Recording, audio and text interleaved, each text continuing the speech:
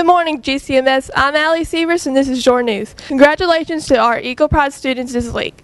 Ian Puckett, Nathan Chambers, Bella Russellberg, Elizabeth Bridges, Jaden West, and Lakin Warner. Thank you to our sponsor, Sam Brown from Gibson's Pharmacy. Regional Governor's Cup competition was held this past weekend at North Marshall Middle School and Graves. And Graves had two students who placed in the top 5 on their respective tests. Emily Goddard placed second in Fine Arts and Humanities, and Megan Lee placed first in Language Arts. Both young ladies will be competing at the State Governor's Cup on March 16th through the 18th in Louisville, Kentucky. GC Baseball Chili Supper will be Friday, February 8th, starting at 5 p.m. at GCHS. Tickets are $4 and can be purchased at the door. Final day to order yearbooks will be this Friday. You can have $20 now, and that will hold your yearbook with the balance due March 1st. Cheerleading forms are available on the information wall for any 7th grader interested in cheering next year. Don't forget to vote for GCHS Choir to perform with Foreigner at the Carson Center. Go to www.wqqr.com and vote using the poll on the right side of the site. Voting ends February 8th. We're losing right now. Go vote. Now here are a few segments.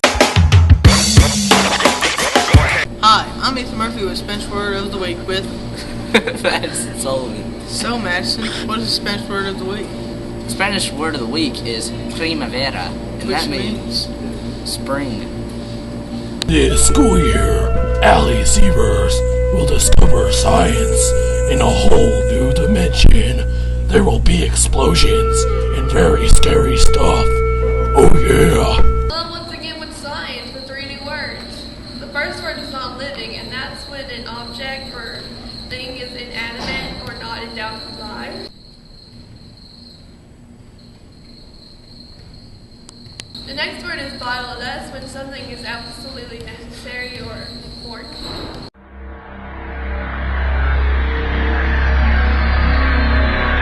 And the last word is living. That's when a thing or animal is alive.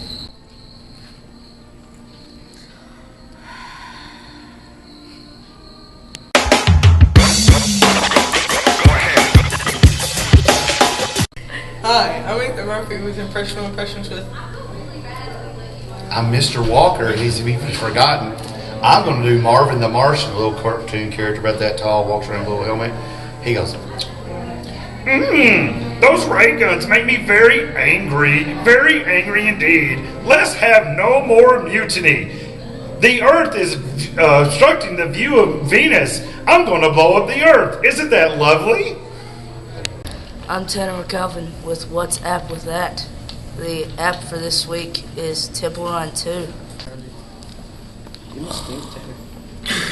Here we go.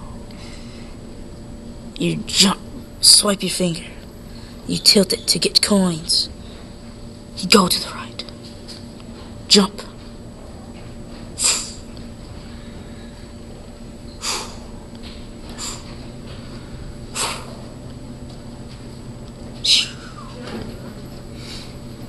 Oh, magnet! Booyah!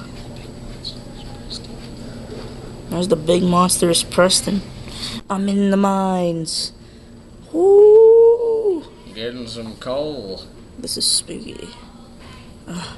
I'm out. Oh, missed it. Oh! Here's something. Okay. My score was 532,000. Yeah, there we go. Hello, I'm Ethan Murphy, and I'm going to read you a speech that Martin Luther King spoke to students. 6 months before he was assassinated, King spoke to a group of students at Barat Junior High School in Philadelphia on October 26, 1967. And the speech was called, What is Your Life's Blueprint? I want to ask you a question, and that is, what is your life's blueprint? Whenever a building is constructed, you usually have an architect who draws a blueprint. And that blueprint serves as a pattern, as a guide, and a building is not well erected without a good, solid blueprint. Now each of you is in the process of building the structure of your lives, and the question is, whether you have a solid, a sound blueprint. I want to suggest some of the things that should begin your life's blueprint. Number one, in your life's blueprint should be a deep belief in your own dignity, your worth, and your own somebodyness. Don't allow anybody to make you feel that you are a nobody. Always feel that you count. Always feel that you have worth. And always feel that your life has ultimate significance. Secondly, in your life's blueprint, you must have the basic principle, the determination to achieve excellence in your various fields of endeavor. You're going to be deciding as the days and the years unfold what you will do in life. What is your life's work will be. Set out to do it well. And I say to you, my young friends, the doors are opening to you. Doors of opportunities that were not open to your mothers and your fathers. And the great challenge facing you is to be ready to face these doors as they open. Ralph Waldo Emerson, the great essayist, said in a lecture in 1871, "If a man can write a better book or preach a better sermon or make a better mousetrap than his neighbor, even if he builds his house in the woods, the world will make a beaten path to his door." This hasn't always been true, but it will become increasingly true. And so I would urge you to study hard, to burn the midnight oil. I would say to you, don't drop out of school. I understand all the sociological reasons, but I urge you that in spite of your economic plight, in spite of the situation that you are forced to live in, stay in school. And when you discover that your life, when you discover what you will be in your life, set out to do it as if God Almighty has called you at this particular moment in history to do it. Don't just set out to do a good job. Set out to do such a good job that the living, the dead, or the unborn couldn't do it any better.